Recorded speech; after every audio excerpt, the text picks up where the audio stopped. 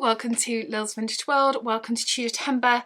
This video is going to be a book review of Young Elizabeth, Princess, Prisoner, Queen by Nicola Tallis. This book I very kindly received from the publisher, so thank you Nicola Books for sending it to me. I did request it. As soon as I heard it was coming out, I got in touch with the publisher and I said, please may I have a copy? And they very kindly sent it to me. First of all, can we talk about the outside of this book? Because this book is stunning. It has this lovely kind of Baroque style that kind of matches the style of Elizabeth's dress. It is beautiful with this lovely bronze that goes all the way through the back of the book as well. Now, if you know me well enough, you know I have two favourite portraits of Elizabeth. The first is the rainbow portrait, which I have done a video on in a previous Tudor-Tember. My second favourite portrait is this one. This is from when Elizabeth was about 13, 14. As always with Elizabeth's portraits, they are lots and steeped in symbolism. Always lots of pearls, and she just looks amazing, doesn't she? Every inch the Tudor princess. So I think this book would make a beautiful present for someone. On the inside, I have to say, it continues to be beautiful because it's lovely red, kind of like the colour of Elizabeth's dress in that portrait. And then her signature, which is lovely. Beautiful. Now that's enough about the outside. Let's talk about the inside. What is this book about? This book essentially is a biography of Elizabeth I, but to the point where she gets to become Elizabeth I. So it's from her birth in 1533 through to her brief time as Princess Elizabeth, her life during her father's reign, then her life as she's Lady Elizabeth, her life during her brother's reign, briefly her cousins, and then her sisters, all the way through to then her ascension to the throne, and that's where this book stops. When I heard this book was coming out, I was so excited.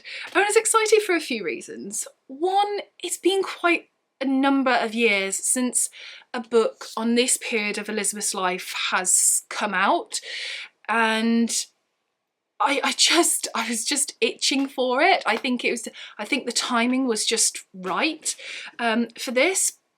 Two, it's on Elizabeth, and anything on Elizabeth I'm all over like a rash. She's my historical heroine, I'm sure you know that, so I'm just like, yes please.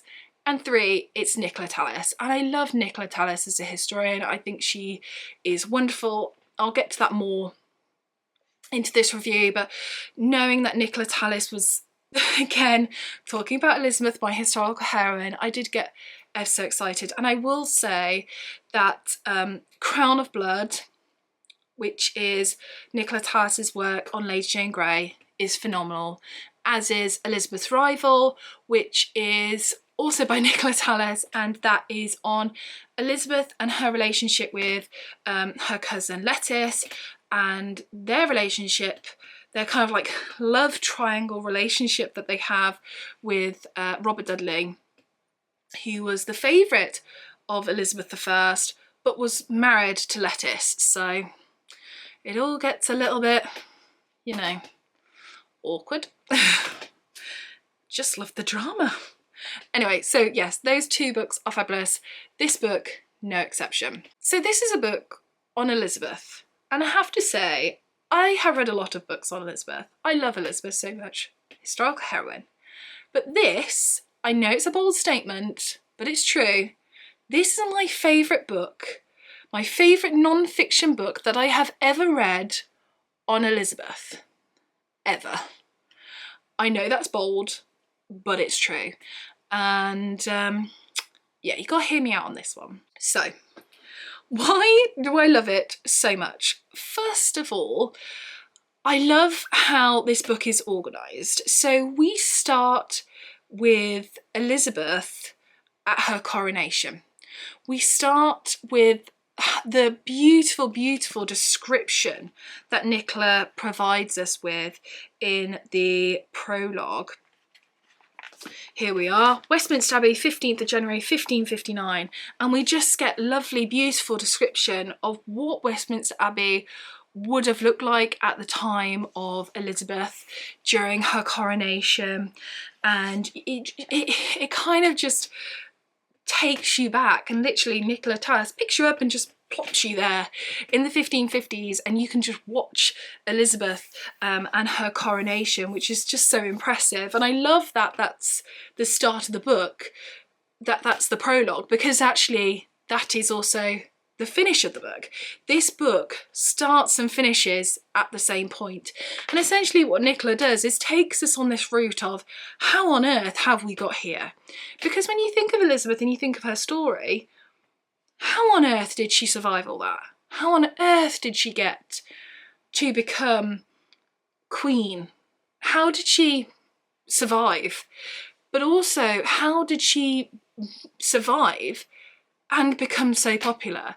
And to the point, you know, Mary was popular when she first came to the throne, but then by the end of her reign she wasn't, and people were looking to the future of Elizabeth. And it's so interesting that we see this story of just survival, you know, and the times of which you think, no, not she's, how does she do this?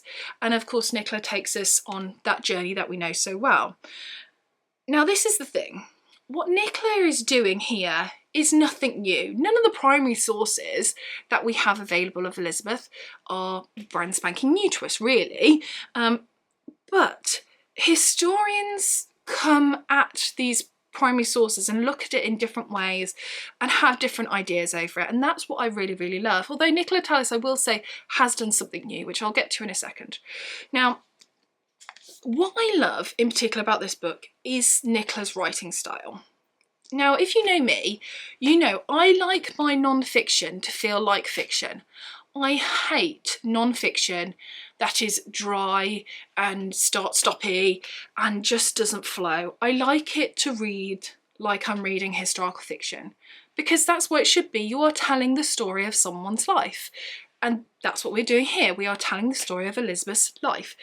I want it to flow, and it does. She has this writing that I think would blend really well to historical fiction as well as non-fiction. I also really love what Nicola does here, which I think is quite different as well for a historian, which is she has this blend of kind of, this is popular history meets academic history.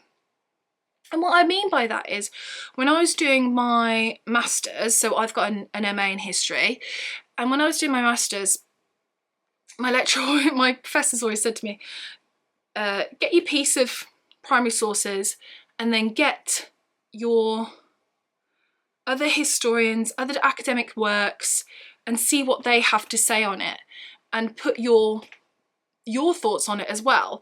So it's like, is so-and-so backing me up, or am I going against the grain type thing?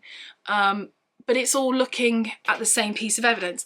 That's what Nicola Tallis does here, but she does it in a way that flows so beautifully. So it's that popular history flow with that academic twist. And she uses primary sources, and then we'll get a historian or an academic, and she will go, well, so-and-so says this, I also agree with this, or I don't agree with this for whatever reason. But it works so well, and it blends so well together, and you don't really get that. And I think that's why Nicola Tallis is probably my favourite historian when it comes to writing non-fiction books, because I just think she just thinks outside the box a little bit, and it's not saying this. There is, of course, a bias. There's you know, you can't write something and not have a bias. We all have a natural bias. But I think Nicola does it really well to be a bit, you know, warts and all type of thing. The thing that I think Nicola does, which is new to certainly this book on Elizabeth, because let's be honest, excuse me, there's lots of books out there on Elizabeth. Why should you pick this one up?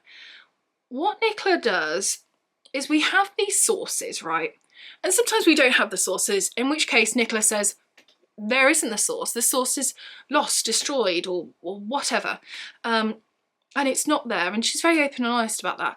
But she doesn't just look at the source in a practical level of, this happened, and then this happened because of this, but she looks at it at an emotional response. How did this letter, this journal entry, whatever it was, this warrant, how did this affect Elizabeth emotionally? And that's what this book really focuses on. It focuses on Elizabeth as a person. It focuses on her feelings and her emotions as the prisoner, as the princess. That's what it focuses on. The focus, the drive is on her as an individual, of how she's thinking, how she's feeling, how she's learning all the time, and how sometimes how she feels then makes her learn for the next time that she's in a similar situation. And that, I think, is what I really love about this book. I love books with emotions. Anyway, I have waffled on so long, my arms ache now from holding up that book. As I said, I think this would make a wonderful present for someone. I absolutely adored it. 5 out of 5 stars, can't rate it highly enough. If you are interested in getting your hands on a copy, I highly highly advise it. Go to your local independent bookshop if you have one, or just a bookshop. Go to your local library, see if they've got it, stick it on your Christmas wish list. You won't regret it. As I said, my favourite book on Elizabeth I. Oh, there we go. Anyway, let me know your thoughts if you have read Young Elizabeth by Nicola Tallis in the comment section below. If you haven't read it, are you going to get your hands on it? Let me know that in the comment section too. So thank you very much for watching this review. Again, thank you to Michael Mora for sending me this. Thank you to Nicola Tallis for writing this. I loved it. Anyway, thank you for watching this video. Take care, and I shall see you soon for the next one. Bye.